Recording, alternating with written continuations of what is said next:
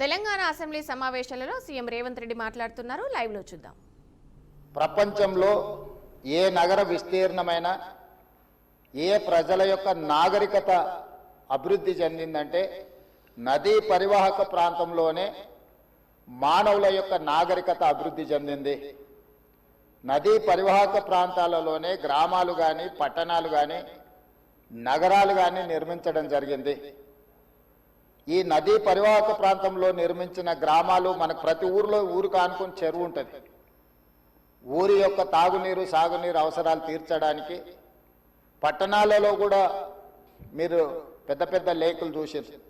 ఈరోజు హైదరాబాద్ నగరంలో కూడా కాకతీయుల నుంచి మొదలు పెడితే కులీ కుతుబ్ షాయిలు నిజాం వరకు ఈ ప్రాజెక్టులను నిర్మించడం ద్వారా ప్రజల యొక్క సాగునీరు తాగునీరు అవసరాలను తీర్చడమే కాకుండా పరిశ్రమలను ఏర్పాటు చేయడానికి కూడా ప్రణాళికబద్ధంగా ఆనాటి కాకతీయ సామ్రాజ్యం నుంచి మొదలు పెడితే చివరి నవాబ్ నిజాం నవాబు వరకు కూడా ఈ నదుల యొక్క పరివాహక ప్రాంతంలోనే ప్రాజెక్టులను కట్టడం జరిగింది.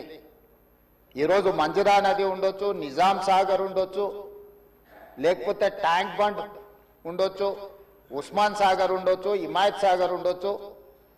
వరదలను నియంత్రించాలి.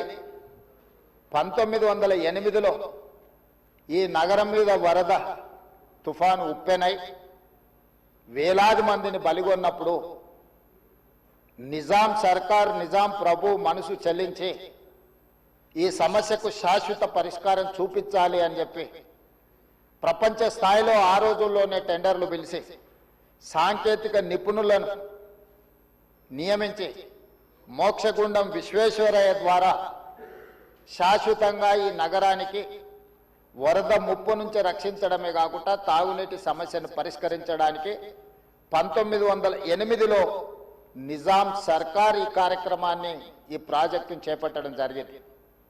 1921-22కు ఉస్మాన్ సాగర్ హిమాయత్ సాగర్ ప్రాజెక్టులను నిర్మించి ఈ రోజుకు 105 సంవత్సరాలైన ఈ పట్టణం నగరం మహానగరంగా విస్తరించిన 105 సంవత్సరాల క్రితం నిజాం ప్రభు నిర్మించిన ఉస్మాన్ సాగర్ హిమాయత్ సాగరే హైదరాబాదు ప్రజల యొక్క దాహార్తిని ప్రజలకు పాపులర్గా గండిపేట నీళ్ళు అని తెలుసు. హైదరాబాద్కి ఎవరైనా వచ్చి కొంచెం హుషారైతే గండిపేట నీళ్ళు అడ్డట్టున్నాయని అంటుంటారు మనోళ్ళు పెద్దలు. అంటే గండిపేట నీళ్ళలో వికారాబాద్ నుంచి వచ్చే నీళ్ళల్లో ఒక గొప్ప మహత్వం ఉంది. వికారాబాద్ అడవి ఏదో పిచ్చి మొక్కలతో మొలిచిన అడవి కాదు అధ్యక్ష, వనమూలికలతో కూడుకున్న అడవి. వఖారాబాద్ కా హవా లాఖోం కా దవా, అంతేనా అధ్యక్ష? లాఖోం మరీదోం కా దవా.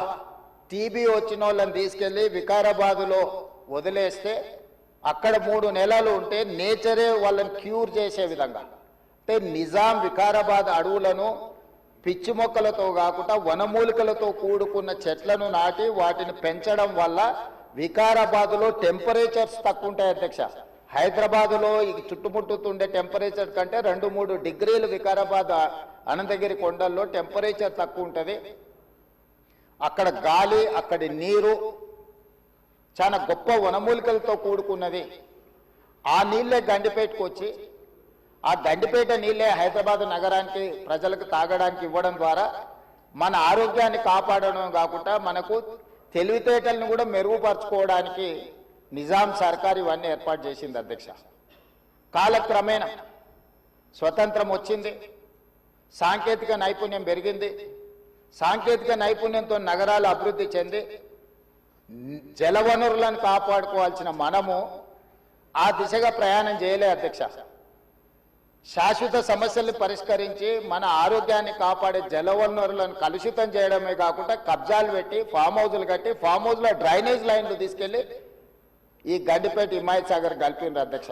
ఆగర్భ శ్రీమంతులు కట్టుకున్న ఫామ్ హౌజుల్లో ఉన్న డ్రైనేజ్ కనెక్షన్స్ తీసుకెళ్లి గండిపేటకు హిమాయత్ సాగర్కు కనెక్ట్ చేస్తే వాళ్ళ మీద ఉక్కుపాదం మోపి అన్నిటిని కూలగొట్టి లక్షలాది నగరంలో ప్రజలు తాగే నీళ్లను కలుషితం చేస్తే ఎవరిని క్షమించమని చెప్పి మా ప్రభుత్వం వచ్చిన తర్వాత కఠినమైన చర్యలు తీసుకున్నది అధ్యక్ష. దాని మీద ఎన్నో విమర్శలు వచ్చినాయి. జన్వాడలో ఫామ్ హౌజులు, మొయినాబాద్లో ఫామ్ హౌజులు కట్టుకున్న వాళ్ళు నా మీద దాడి చేసిరు. లక్షల కోట్ల రూపాయలు సోషల్ మీడియాలో ఖర్చులు పెట్టి బద్నాం చేసే ప్రయత్నం చేసింది. అయినా మా సంకల్పం మంచిది, పేద ప్రజలకు మేలు జరగాలన్న ఆలోచనతో ఎన్ని విమర్శలు వచ్చినా వెనక్కి తగ్గకుండా 100% ఆ కార్యక్రమాన్ని ముందు తీసుకెళ్లే ప్రయత్నం చేసి, అదేవిధంగా మాకొచ్చిన అవకాశాలలో ప్రపంచంలో చాలా దేశాలు తిరిగినాం అధ్యక్ష. చాలా దేశాలను చూసినాం. అభివృద్ధి చెందిన ప్రతి దేశంలో ఒక నదీ పరివాహక ప్రాంతాన్ని అభివృద్ధి చేయడమే కాకుండా వ్యాపార కేంద్రాలుగా మార్చారు. ఈరోజు న్యూయార్క్, న్యూజెర్సీ మధ్యలో హడ్సన్ రివర్, లేకపోతే లండన్లో థేమ్ రివర్. నేనే మంత్రులనే కాకుండా మిత్రులు అక్బరుద్దీన్ ఓవైసీ గారితో కూడా కలిసి మేము లండన్లో ఆ ప్రాజెక్టును పరిశీలించడం జరిగింది. జపాన్లో చూడడం జరిగింది, సౌత్ కొరియాలో చూడడం జరిగింది, సింగపూర్ లాంటి నూతనంగా అభివృద్ధి చెందిన దేశాలను మనం పర్యటించడం జరిగింది. జర్మన్ లాంటి దేశాలు తమరు కూడా కౌన్సిల్ చైర్పర్సన్ సుఖేందర్ రెడ్డి గారు కూడా వెళ్ళి మీరు చూసి వచ్చి మీరు కూడా నాతోని మీ అనుభవాలను కొంత నాకు వివరించడం జరిగింది. అంటే ప్రపంచ స్థాయి గుర్తింపు పొందిన నగరాలలో నదీ పరివాహక ప్రాంతాలను కాపాడుకోవడమే కాకుండా ప్రక్షాళన చేయడమే కాకుండా వ్యాపార కేంద్రాలుగా మార్చి ఆ రాష్ట్రము, ఆ దేశం యొక్క ఆర్థిక వ్యవస్థను బలోపేతం చేసుకోవడానికి ప్రపంచ దేశాలు పోటీ పడుతున్నాయి. ఈరోజు గుజరాత్ అహ్మదాబాద్లో సబర్మతి రివర్ ఫ్రంట్ కట్టుకున్నారు. భారతీయ జనతా పార్టీ నాయకులు, ప్రజాప్రతినిధులు గొప్పగా చెప్పుకుంటుంటారు. నరేంద్ర మోడీ గారు, అమిత్ షా గారు గుజరాత్లో సబర్మతి రివర్ ఫ్రంట్ అద్భుతంగా కట్టిరని దాదాపుగా 60,000 ఫ్యామిలీలను అక్కడి నుంచి తరలించింది అధ్యక్ష.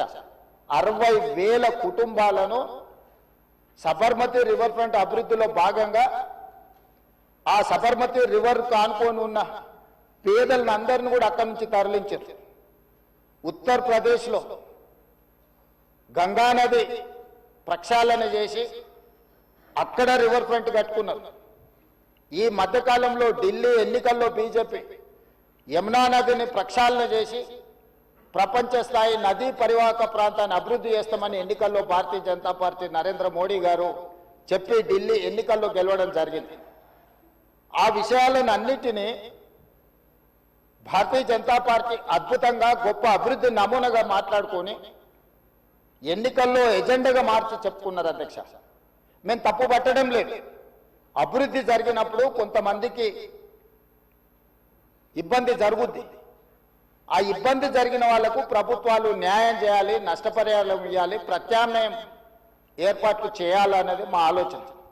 మేము యమునా నదిని వ్యతిరేకించలే, గంగా నదిని వ్యతిరేకించలే, సబర్మతి నది రివర్ ఫ్రంట్ మేము వ్యతిరేకించలే అధ్యక్ష. కాంగ్రెస్ పార్టీ ఆయా రాష్ట్రాలల్లా అక్కడ నివాసం కోల్పోతున్న వాళ్లకు మెరుగైన వసతులు కల్పించండి అని మాత్రమే ప్రభుత్వాలకు సూచన చేసినాం అధ్యక్ష. ఈ రోజు ఈ నేపథ్యంలో ప్రపంచ దేశాల నుంచి మన దేశంలో ఉన్న వివిధ రాష్ట్రాలు, రాష్ట్ర ప్రభుత్వాలు చేపడుతున్న కార్యక్రమాల నుంచి కొంతైనా మనం నేర్చుకోవాల్సిన అవసరం ఉంది అధ్యక్ష. వాళ్ళందరికంటే ముందు నిజాం సర్కార్ మూసీ నది రివర్ ఫ్రంట్ ను నిజాం కట్టిండి అధ్యక్ష. వీళ్ళందరూ మేల్కోకముందే మీరు పురాణపూల్ బ్రిడ్జ్ నుంచి, మక్కా మసీద్ నుంచి మీరు ఆ లైన్ అంతా చూడండి.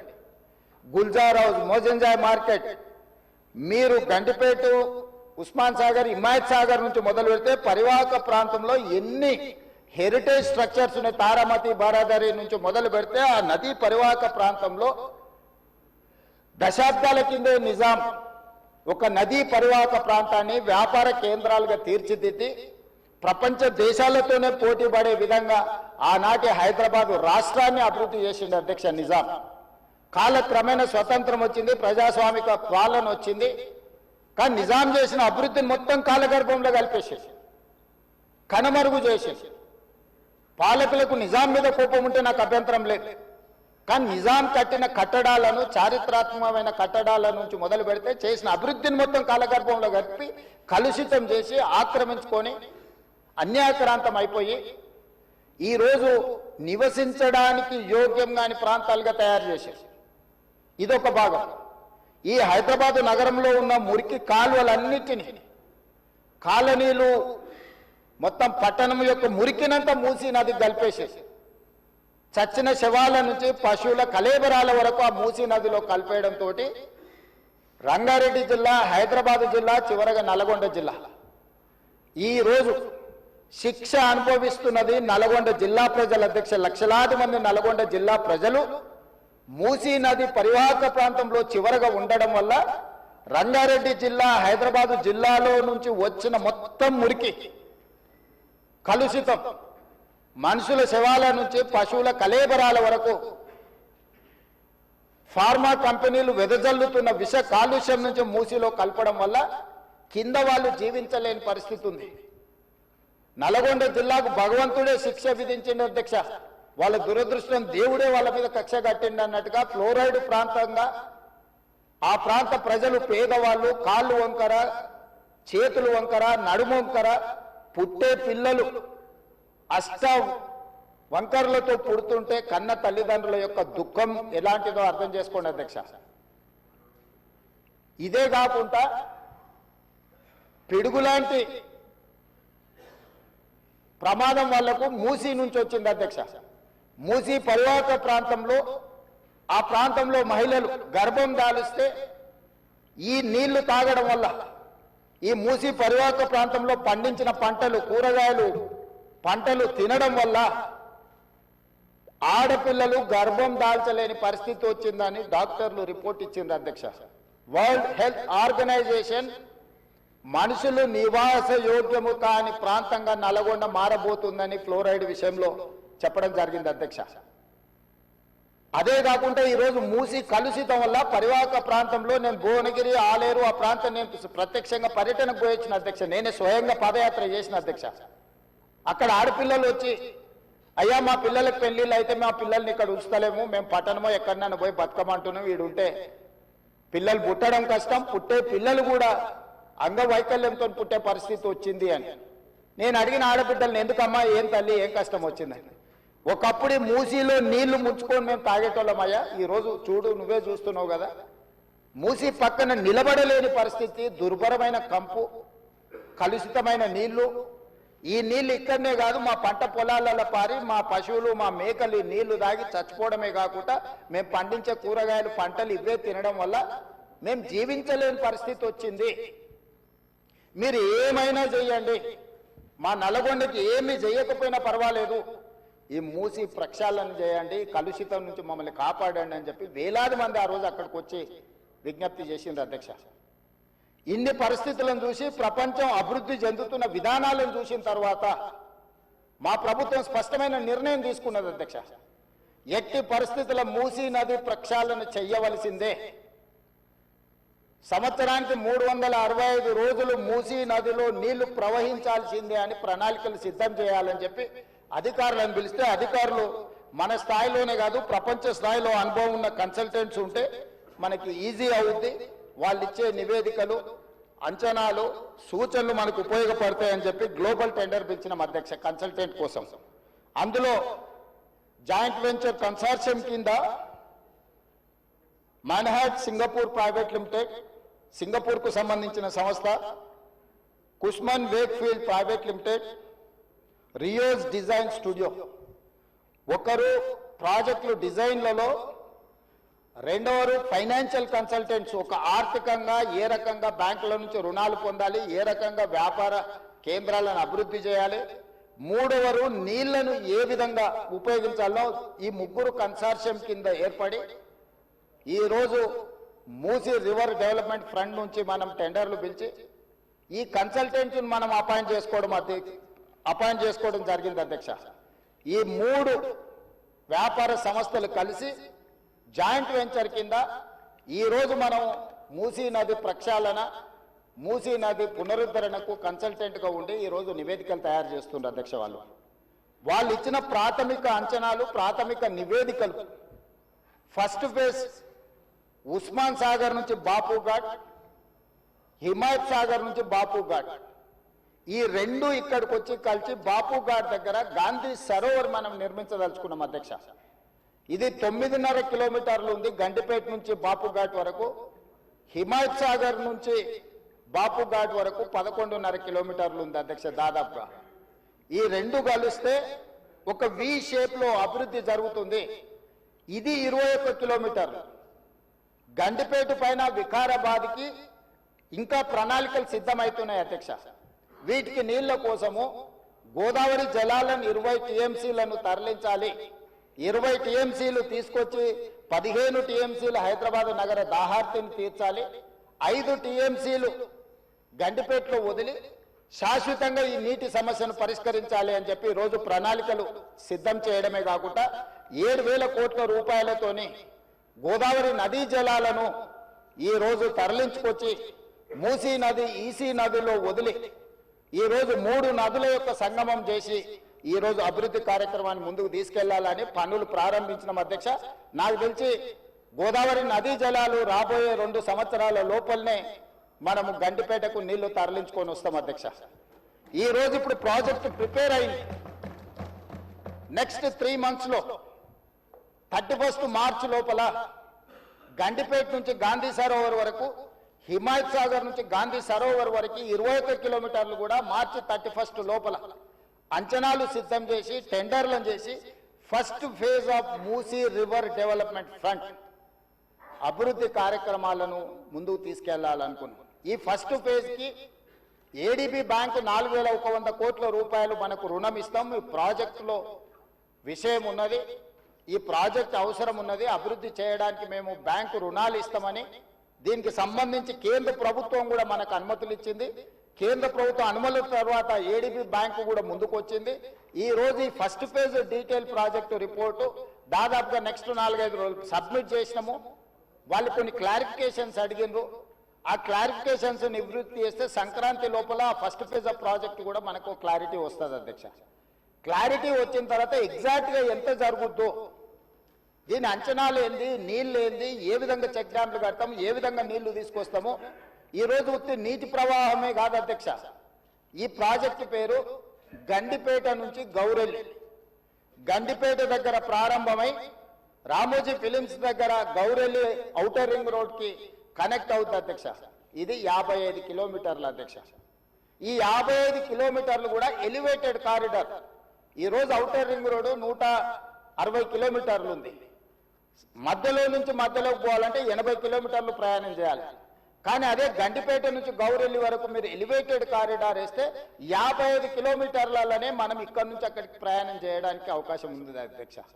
నార్సింగ్ దగ్గర ఒక జంక్షను, అట్లా ప్రతి దగ్గర బాపుఘాట్ దగ్గర ఇంకొక జంక్షను, చార్మినార్ దగ్గర ఇంకొక జంక్షను, చాంద్రాయన్ కూడా మన చాదర్ఘట్ దాటిన తర్వాత ఇంకొక జంక్షను, నాగోల్ దగ్గర ఇంకొక జంక్షన్, ఇట్లా ప్రతి జంక్షన్ లో ట్రంపెట్స్ క్రియేట్ చేసి ఔటర్ రింగ్ రోడ్ నుంచి సిటీలోకి వచ్చే వాళ్ళు అక్కడికి వచ్చి ప్రతి సర్కిల్లో ఎక్కడానికి దిగడానికి కూడా ట్రంపెట్స్ క్రియేట్ చేయమని ఈ రోజు ఎలివేటెడ్ కారిడార్స్ నిర్మించడానికి మనం అధికారులకు కన్సల్టెంట్స్ కు చెప్పినాం అధ్యక్ష.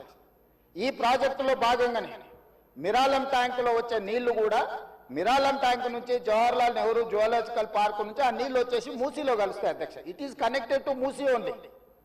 సో ఆ ప్రాజెక్టు కూడా అక్బరుద్దీన్ ఓవైసీ గారు, నేను ముఖ్యమంత్రిగా మొదటిసారి చాంద్రాయన్ గుట్ట పర్యటనకు పోయినప్పుడు అసదుద్దీన్ ఓవైసీ గారు ఇద్దరు మిరాలం ట్యాంకును ఒక పర్యాటక కేంద్రంగా బ్రహ్మాండంగా అభివృద్ధి చేయాలి, ట్యాంక్ బండ్ అక్కడ ఉండు కాదు, మాకు ఈ ఓల్డ్ సిటీలో ఒక మిరాలం ట్యాంక్ ని అభివృద్ధి చేయాలి, జూ పార్క్ ఉన్నది పక్కన మిరాలం ట్యాంక్ ఉంది 450 ఎకరాలలో, మీరు చేయాలంటే దాన్ని కంప్లీట్ గా ఈ కన్సల్టెంట్స్ కి ఇచ్చి ప్రపంచ స్థాయిలో అక్కడ ఒక అభివృద్ధి పర్యాటక కేంద్రంగా మార్చాలని చేసి ఈ రోజు 450 కోట్ల రూపాయలతోనే మిరాలం ట్యాంక్ మీద బ్రిడ్జ్ కట్టడమే కాకుండా ఆ ప్రాంతాన్ని అభివృద్ధి చేయడానికి టెండర్ పిలిచి పనులు జరుగుతున్నాయి అధ్యక్ష. రాబోయే 2 సంవత్సరాలలో ఆ ప్రాజెక్టు కూడా పూర్తి చేస్తాం అధ్యక్ష. ఓల్డ్